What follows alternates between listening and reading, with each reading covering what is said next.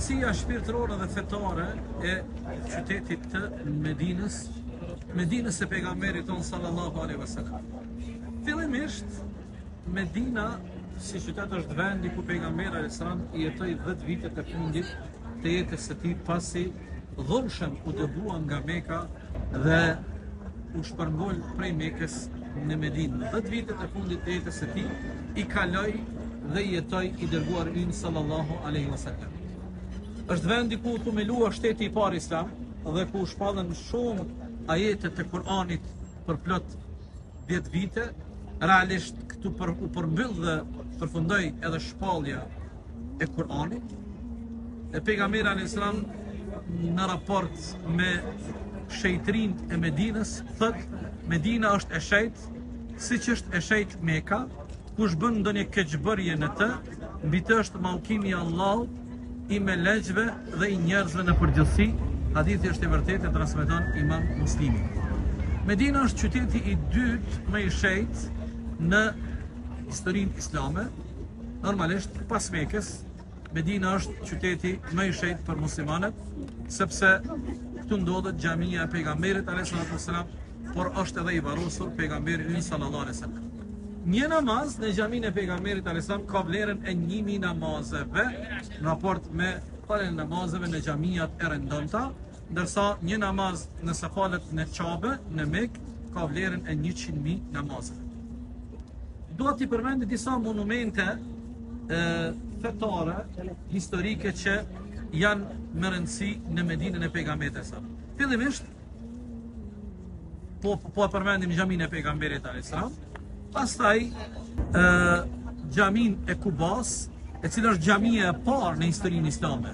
Nga se pejgamberi alayhis salatu wassalam kur erdhi prej Mekës në Medinë, fillimisht e ndërtoi xhamin në Kuba e pastaj e ndërtoi xhamin e tij në Medinë. Sa i përket rëndësisë dhe vlerës së xhamisë së Kubas, pejgamberi alayhis salatu wassalam thotë kush pastrohet në shtëpinë e tij dhe shkon për t'i falë 2 recate namaz nafile në Kuba, në xhaminë e Kubas, ai e merr shpërblimin e një umre të plot. Hadithi është i vërtetë transmeton Ibn Majah. Në Medinë e kemi një monument tjetër historik fetar shumë i rëndësishëm, që është xhamia e Kibletejnit, xhamia e 2 kibleve.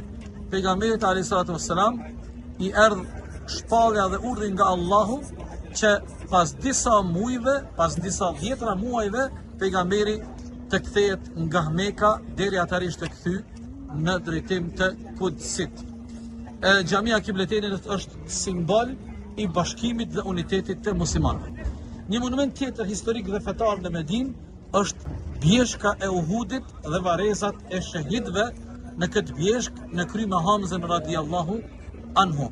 Pejgamberi alayhis salatu wassalam thot në hadithin e vërtetë, bjeshka e Uhudit është një bjeshkë e cila neve na don dhe ne e dojmë bjeshkën e Uhudit. Po ashtu, një monument historik me rëndësi që dua ta veçoj në Medinë janë varrezat e Bekijës, Jannatul Bekia, ku pjesa më e madhe e sahabëve të pejgamberit alayhis salam janë të varrosur në varrezat e Bekijës. E pejgamberi alayhis salam disa herë është lutur në mënyrë të veçantë për të varrosurit në varrezat e Bekijës në Jannatul Bekia. Do të thonë këtu janë të varrosur shumë sahabe, gratë e pejgamberit alayhis salam që janë nënat e besimtarëve, janë ehli bejti, edhe shumë pjesëtar të familjes pejgamberit alayhis salam, shumë dietar dhe ulema, duke filluar prej tabiinëve e ba'u tabiinë deri në kohën e sonit.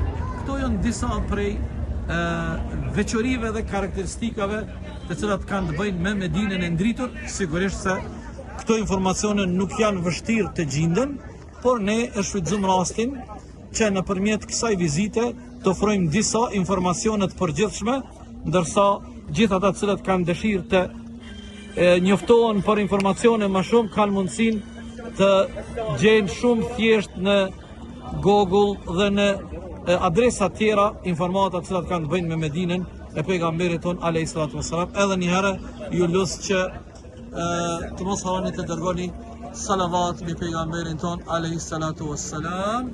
Allahumma salli ala Muhammedin wa ala ali Muhammed. Thot pejgamberi sa ai I cili dërgon njëra salavat në pejgamberin sa Allahu e mëshiron 10 herë. Qofshit në kujdesin dhe mbrojtjen e Allahut fuqiplot.